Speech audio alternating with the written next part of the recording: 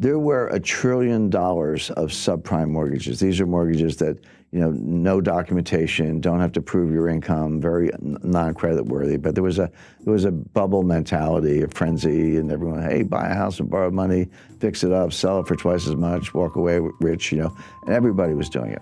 Mortgage default rates rarely get above 5%. 5% is really high in the mortgage market. So people were saying, smart people like Ben Stein, a financial analyst, but the central bank and others were like, well, okay, let's get crazy.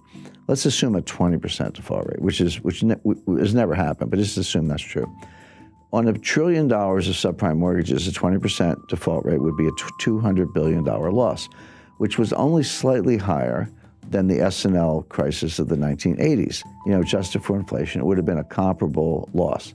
And the attitude was, well, we survived the 80s, we'll survive this. Yeah, it's bad, banks will take losses, stock prices go down a little bit, but we'll survive.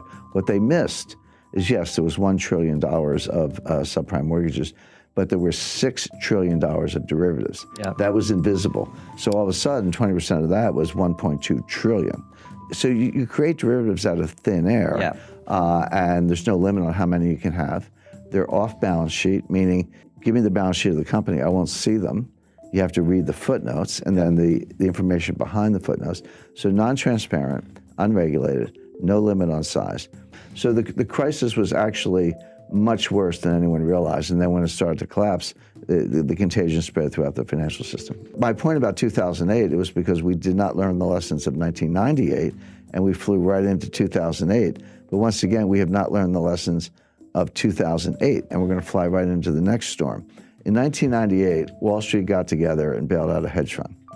In 2008, the central banks got together and bailed out Wall Street. Who's going to bail out the central banks? In other words, the point is each crisis is bigger than the one before. The intervention gets elevated, larger dollar amounts, and are we now at the point where there's no one left to bail us out?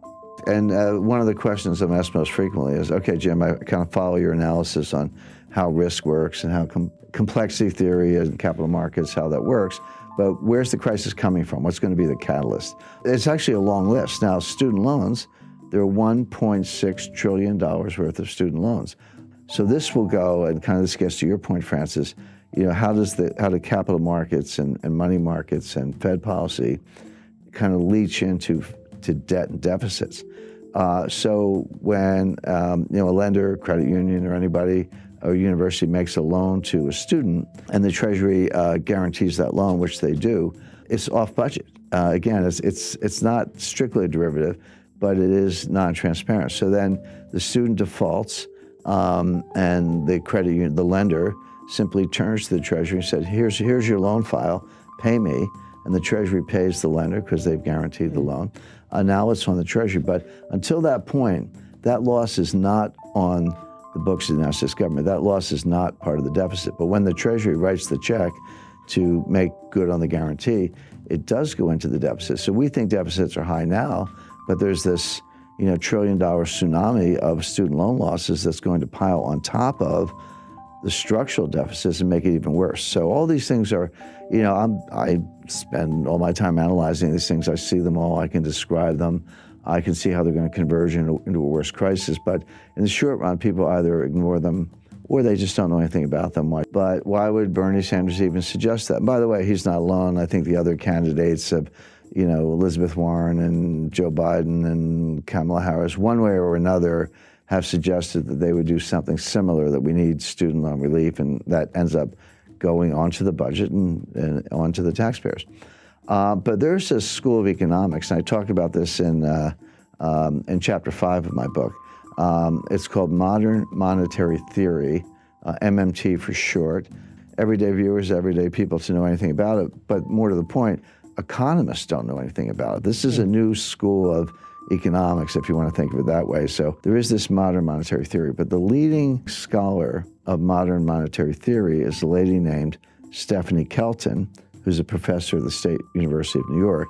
But she's the financial advisor to Bernie Sanders. What modern monetary theory says is that actually there's no limit on the amount you can spend.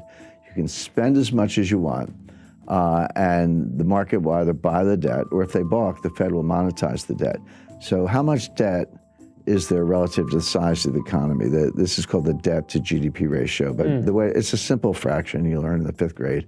How much debt divided by the size of the economy? So in a simple example, if you had $5 trillion of debt and a $10 trillion economy, that fraction would be 1/2. So you would say the debt to GDP ratio is 1/2 or 50%. Today, the debt is larger than the economy. That ratio is over 100%. We have round numbers, about $23 trillion of debt and about a $22 trillion economy. So the ratio is about 105%, highest since World War II. That troubles me, it troubles other economists. But my friend Stephanie says, what's the problem? You could take it to 150%, 200%, 250%. By the way, that's where Japan is. Japan's at 250%. Greece is 175% or so.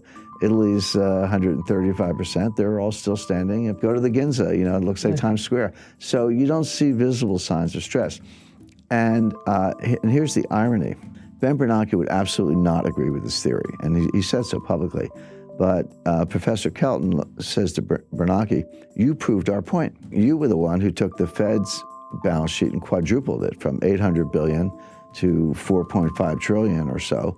You proved that you can print trillions of dollars of money without causing inflation, without causing high interest rates, without causing a run on the bank. So all we're saying is, you did it to prop up Jamie Dimon's bonus. We wanted to do it to forgive student loans. We may have different policy objectives, but the process is the same. What's the problem? Now, of all the things I've debated, for years I was dragged into Bitcoin versus gold debates, which I thought were silly. I don't like Bitcoin, I do like gold, but it's like fish versus bicycles. The debate never made sense to me, even though I did a lot of them. Of all the things I've had to rebut, this was actually the most difficult because it's superficially appealing. First of all, legally it is true that the Fed can take their balance sheet as high as they want. There's no legal limit on the Fed's ability to print money. It is true that Japan has a much higher debt to GDP ratio, and they're still standing. It is true that the Treasury can borrow as much as they want, subject to periodic increases in the debt ceiling, which have never been denied. And the Fed can monetize the debt. So all the elements of the thesis are actually correct. So how do you refute it? And the answer is that legally it can be done. And if your goal is to print a lot of money and forgive student loans or give a guaranteed job or guaranteed basic income, whatever it is, in theory you could do that. But there is an invisible psychological boundary, and this is what the modern monetary theorists don't understand, and I don't think Ben Bernanke understands it. There comes a time when people wake up and they say, I don't know what's going on here, I don't have a PhD, but get me out of the dollar. It doesn't, and so I'll buy gold, I'll buy silver, land, oil, natural resources, buy a new car, buy a house.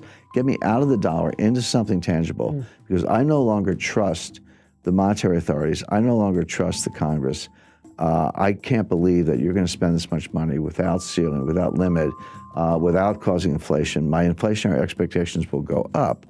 And the way to deal with that is to buy hard assets, starting with gold, but not exclusively gold. There, as I say, land, real estate, and natural resources. They're all good. They're all good substitutes. At that point, interest rates will skyrocket. All of a sudden, the bond market will have difficulty selling it.